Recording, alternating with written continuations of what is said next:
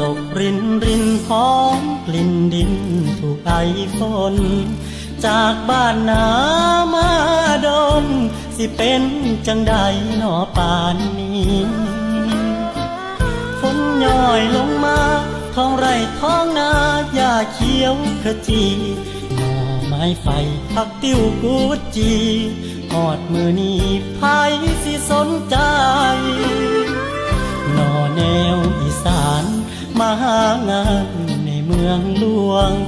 เสียงโชคเดินตามดวงเหมือนแมงระงำยินต่ำแสงไฟบางก็โชคดีมีงานทำได้เงินกลับไปบางคนสู้จนแพ้พ่ายเมื่อบ่ได้อยู่ไม่มีหวังคือภาพที่เห็นจากพี่น้องบ้านเฮาเหมือนนางขายยาเรื่องเศร้าฉายภาพเก่าซ้ำเดิมอีกครั้งคอยก็หนึ่งคนที่ติดหวังวนเหมือนปลาลงวังคือทอดบ้านเฮาวังทุกยามฝนหลัง